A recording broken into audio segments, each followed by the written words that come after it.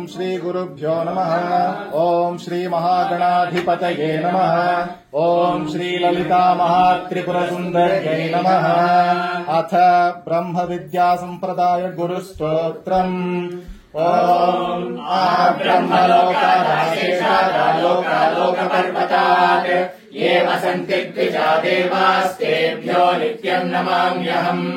ओम नमो ब्रह्मादिभ्यो ब्रह्म विद्या संप्रदाय कर्तृभ्यो वंश ऋषिभ्यो नमो गुरुभ्यः।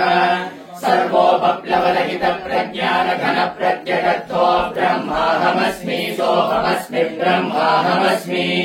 श्रीनाथादिगुरुत्रयम् गणपतिम् पीठत्रयम् भैरवम् सिद्धौघम् वटुकत्रयम् पदयुगम् दूतीक्रमम् मण्डलम् वीरान्व्यष्टचतुष्कषष्टिनवकम् वीरावली पञ्चकम् श्रीमन्मालिनि मन्त्रराजसहितम् वन्दे गुरोर्मण्डलम्। गुरुर्ब्रह्मा गुरुर्विष्णुर्गुरुर्देवो महेश्वरः गुरुः साक्षात् परब्रह्म तस्मै श्रीगुरवे नमः। वन्दे गुरुपदद्वन्द्वम् भवाङ्मनसगोचरम् रक्तशुक्लप्रभामिश्रम् अतर्क्यम् त्रैपुरम् महः। नारायणम् पद्मभुवम् वसिष्ठम् शक्तिम् च तत्पुत्रपराशरम् च व्यासम् शुकम् गौडपदम् महान्तम् गोविन्दयोगीन्द्रमथास्य शिष्यम् श्रीशङ्कराचार्यमथास्य पद्मपादम् च हस्तामलकम् च शिष्यम् तन्तोटकम् वार्तिककारमन्यान् सन्ततमानतोऽस्मि। स्वब्रह्मरन्ध्रकाम्भोजकर्णिकापीठवासिनम् शिवरूपम् श्वेतवस्त्रमाल्यभूषानुलेपनम् दयार्द्रदृष्टिम् स्मेरास्यम् पराभयकराम्बुजम् वामाङ्कगदया पीठवपुषारुणवेशया पद्मवत्या वामकरे शक्त्या दक्षभुजावृतम् गौरम् श्रीभासुरम् नाथम् सानन्दम् चिन्तयेत् सुधीः। अथ तत्त्वाचमनम्। ऐं आत्मतत्त्वम् शोधयामि स्वाहा। क्लीं विद्यातत्त्वम् शोधयामि स्वाहा। सौः शिवतत्त्वम् शोधयामि स्वाहा। ॐ ऐं ह्रीं श्रीं सर्वतत्त्वम् शोधयामि स्वाहा। ऐं क्लीं सौः सर्वतत्त्वम् शोधयामि स्वाहा। अपौपस्पृश्य अथ गुरुपादुका मन्त्रः। लघु गुरुपादुका। ऐं ह्रीं श्रीं ऐं सौः हंसशिवसोऽहम् निःस्थपे हसक्षमलवर्यों सौं सहक्षमलवर्यीं सौं हंसशिवसोऽहम् स्वरूपनिरूपणहेतवे श्रीगुरवे नमः। श्री अमृतेश्वर्यम् वासमेक श्री अमृतेश्वरानन्दनाथ सरस्वती श्रीगुरु श्रीपादुकाम् पूजयामि तर्पयामि नमः। ऐं ह्रीं श्रीं ऐं क्लीं सौः सोऽहम् हंसशिवः निःस्थपे हसक्षमलवर्यों सौं सहक्षमलवर्यीं सौं सोऽहम् हंसशिवः स्वच्छप्रकाशविनश्यहेतवे श्री परमगुरवे नमः। श्री ज्ञानाम्बासमेत श्री चैतन्यानन्दनाथ सरस्वती श्री परमगुरु श्रीपादुकाम् पूजयामि तर्पयामि नमः। ऐं ह्रीं श्रीं ऐं क्लीं सौः हंसशिवः सोऽहम् हंसः निःस्थपे हसक्षमलवर्यों सौं सहक्षमलवर्यीं सौं हंसशिवः सोऽहम् हंसः स्वाहा रामपञ्चरवल्ल्यनिजशेषीकरणे नमः। श्री अन्नपूर्णेश्वरी वासुदेव महामेश्वर श्री श्री अमृतानन्दनाथ सरस्वती महाभट्टार्य श्री परमेश्वरी गुरु श्रीपादुकाम् पूजयामि तर्पयामि नमः। सुमुखी मुद्राम् प्रदर्श्य सुकृतमुद्राम् प्रदर्श्य चतुष्मुद्राम् प्रदर्श्य मुद्रामुद्राम् प्रदर्श्य योनिमुद्राम् प्रदर्श्य गुरुभ्यो नमः। गं गणपतये नमः।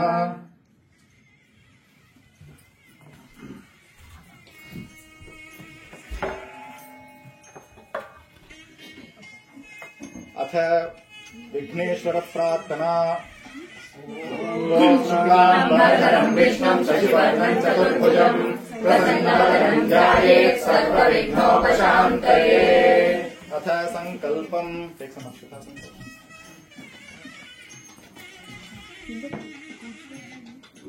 ममोपात समस्त दुरितक्षयद्वारा श्री परमेश्वर प्रीत्यर्थम् श्री गुरोः प्रसाद सिद्ध्यर्थम् दृढज्ञान वैराग्य सिद्ध्यर्थम् च श्री गुरु पाद पूजाम् करिष्ये।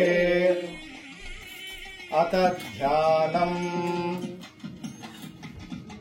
ॐ ब्रह्मानन्दम् परमसुखदम् केवलम् ज्ञानमूर्तिम् द्वन्द्वातीतम् गगनसदृशम् तत्त्वमस्यादिलक्ष्यम् एकम् नित्यमचलम् सर्वधी साक्षिभूतम् भावातीतम् त्रिगुणरहितम् सद्गुरुम् तन्नमामि ब्रह्मविद्याप्रदातारम् सद्गुरुम् ध्यायामि आवाहयामि अथ आसनम् ईश्वरो गुरुरात्मेति मूर्तिभेदविभागिने व्योमवद्व्याप्तदेहाय दक्षिणामूर्तये नमः सर्वव्यापिने सद्गुरवे नमः आसनं समर्पयामि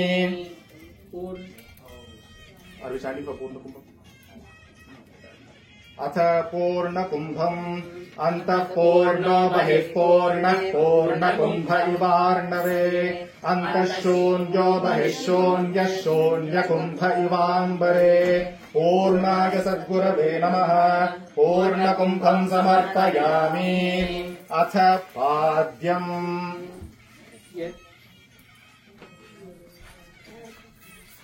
ॐ यत्पादपङ्कजद्वन्द्वग्रहणेन मुमुक्षवः तुरीयम् पादवीप्सन्ति तस्मै श्रीगुरवे नमः श्रीगुरुचरणारविन्दाभ्याम् नमः ॐ श्रीगुरो स्वागतम् इदं वः पाद्यम् तद्विष्णोः परमम् पदकम् सदा पश्यन्ति सूरयः दिवीव चक्षुराततम् तद्विप्रासो विपञ्जतो जागृवागुम् सस्समिन्धते विष्णोर्यः परमम् पदम् चरणम् पवित्रम् विततम् पुराणम् येन पूतस्तरति दुष्कृतानि तेन पवित्रेण शुद्धेन पूताः अतिपाप्मानमरातिन्तरेम लोकस्य द्वारमर्चिमत्पवित्रम् ज्योतिष्मध्याजमानम् महस्वते अमृतस्य धारा बहुधा दोहमानम् चरणम् नो लोके सुधिताम् दधातु तुरीयपादप्रापकाय सद्गुरवे नमः पाद्यम् समर्पयामि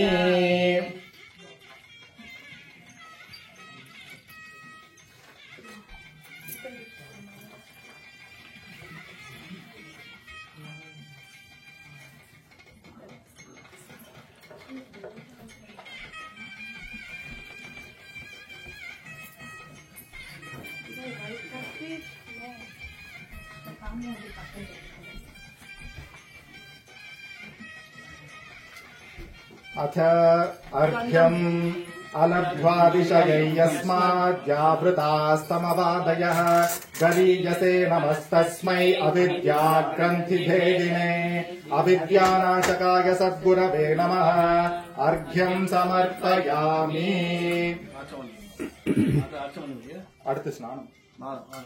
अथ स्नानम् यच्छुद्धवाक्यतीर्थेषु स्नाताः पुण्यामुमुक्षवः विरजा ब्रह्म गच्छन्ति तस्मै श्रीगुरवे नमः महावाक्योपदेशकर्त्रे सद्गुरवे नमः स्नानम् समर्पयामि अथ स्नानानन्तरम् आचमनीयम् समर्पयामि for your purification. Or moving on to the next step.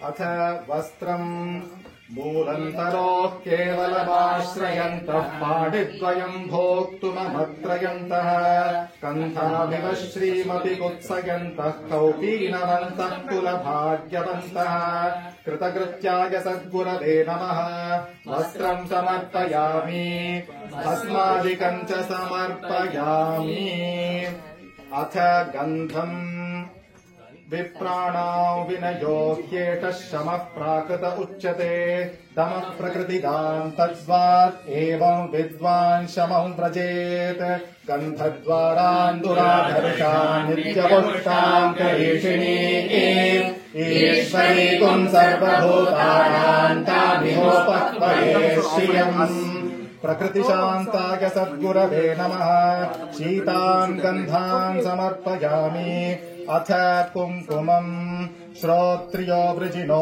कामहतो यो ब्रह्मवित्तमः ब्रह्मण्युपरतः शान्तो निरिन्धन इवानलः विरक्ताय सद्गुरवे नमः हरिद्रा कुङ्कुमम् समर्पयामि अथ पुष्पमाला येन षड्लिङ्गसूत्रेण कृता तात्पर्यमालिका वेदान्तवाक्यपुष्पेभ्यस्तस्मै श्रीगुरवे नमः वेदान्ततात्पर्यबोधाय सद्गुरवे नमः पुष्पमालिकाम् समर्पयामि अथ अर्चना भावाद्वैतम् सदा कुर्यात् क्रियाद्वैवन्न कर्हिचित् अद्वैतम् त्रिषु लोकेषु नाद्वैतम् गुरुणाम् सह परमपूज्याय सद्गुरवे नमः पुष्पैः पूजयामि अथ श्रीगुरुमण्डल द्वादश नामावली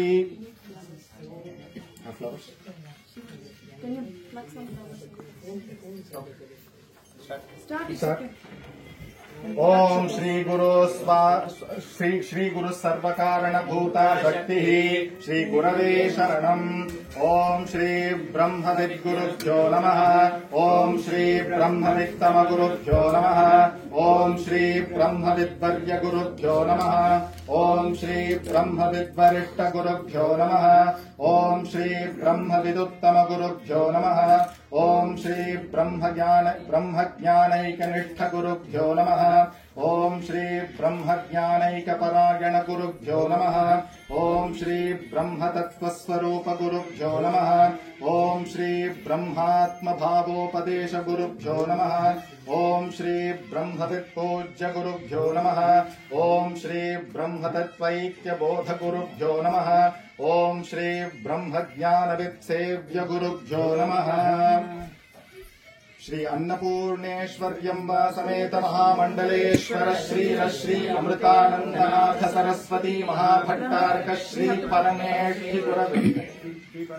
परमेष्ठि गुरवे नमः श्री ज्ञानाम्बा समेत श्री चैतन्यानन्दनाथ श्री परमगुरवे नमः श्री अमृतेश्वर्यम्बा समेत श्री अमृतेश्वरानन्दनाथ श्री गुरवे नमः नानाविध परिमळ पत्र पुष्पाणि समर्पयामि अथ धूपम्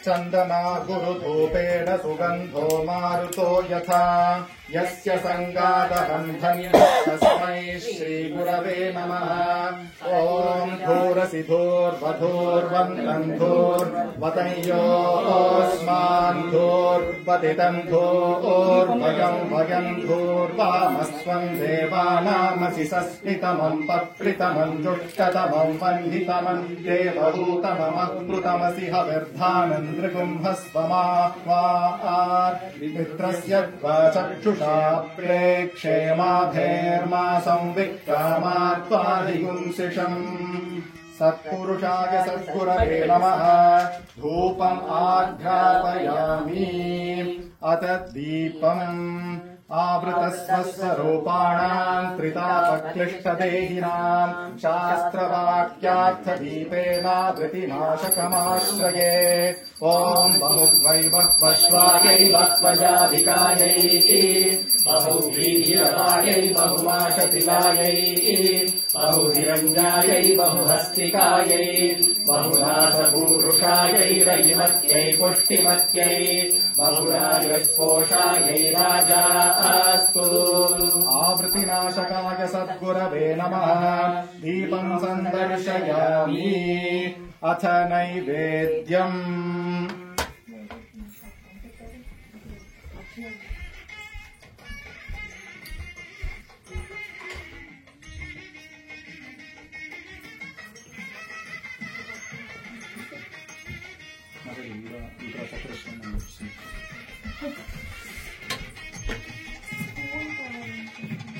चतुरश्रम् श्री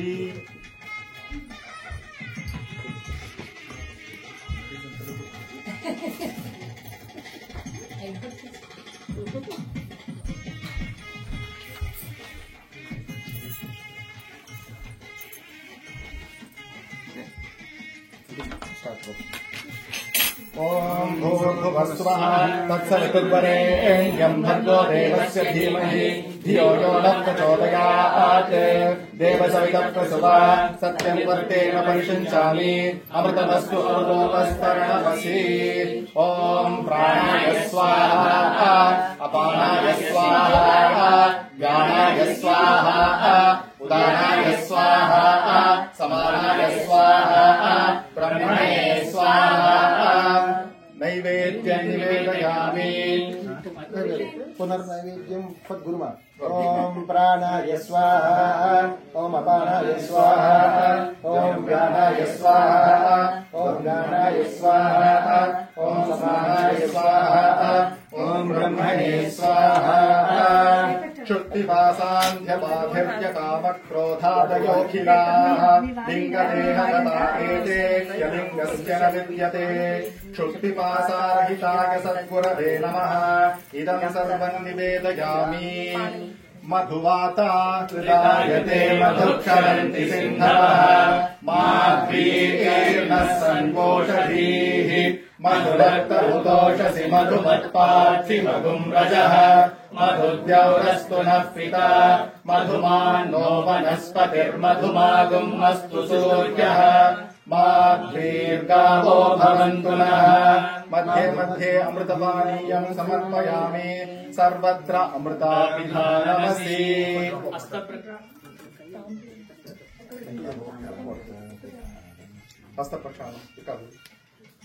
हस्तप्रक्षालनं कल्पयामि मुखप्रक्षालनं कल्पयामि पादप्रक्षालनं कल्पयामि आचमनीयं कल्पयामि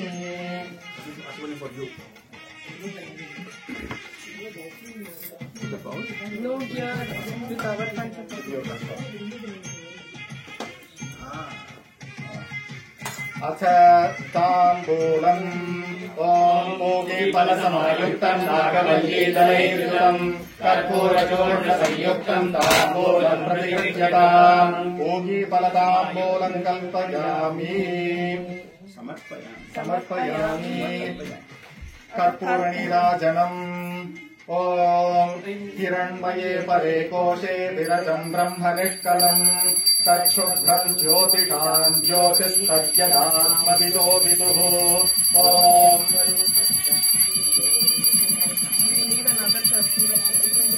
ॐ राजाधिराजाय प्रसह्यसाहिने नमो वयम् वै श्रवणाय कुर्महे समेकामाय कामेश्वरो वै श्रवणो ददातु कुबेराय वै श्रवणाय महाराजाय नमः ॐ गौरीहिमाय सलिलानितक्षत्येकपदी द्विपदी सा चतुष्पदी अष्टापदी नवपदी बभूषी सहस्राक्षरा परमेभ्यो मन्ये ज्योतिस्वरूपाय सद्गुरवे नमः नीराजनम् सन्दर्शयामि अथ स्तोत्रम् दृष्टान्तो नैव दृष्टिस्त्रभुवनजठरे सद्गुरोर्ज्ञानदातुः स्पर्शश्चेत्तत्र कल्पयः स नयति यदहो स्वर्णतामश्मसारम् न स्पर्शत्वम् तथापि श्रितचरणयुगे सद्गुरुः स्वीयशिष्ये स्वीयम् साम्यम् विधत्ते भवति निरुपमस्तेन बालौकिकोऽपि निरुपमाय सद्गुरवे नमः स्तोत्राणि समर्पयामि अथ प्रदक्षिण नमस्कारम् ॐ यस्य प्रसादादहमेव विष्णुमय्येव सर्वम् परिकल्पितम् च इत्थम्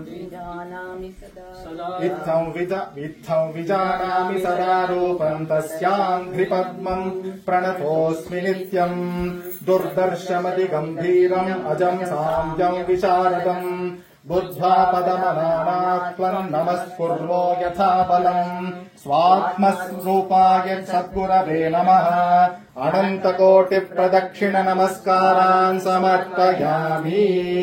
अथ सर्वोपचारः अजमनिद्रमस्वप्नम् अनामकमरूपकम् सकृद्विभातम् सर्वज्ञम् नोपचारः कथञ्चन अव्यवहाराय सद्गुरवे नमः सर्वोपचारान् समर्पयामि।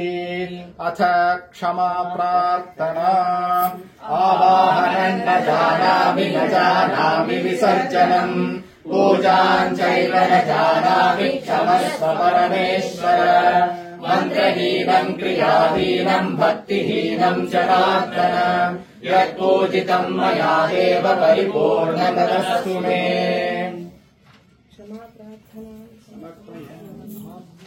यो वैताम् ब्रह्मणो वेद अमृतेनामृताम् पुरीम् तस्मै ब्रह्म च ब्रह्मा च आयुकीर्तिम् प्रजाम् ददुः। हृद्यास्म हव्यैर्नमसोपसद्य मित्रम् देवम् मित्रधेयन्नो अस्तु अनुराधान हविषा वर्धयन्तः शतञ्जीवेव शरदः सवीराः।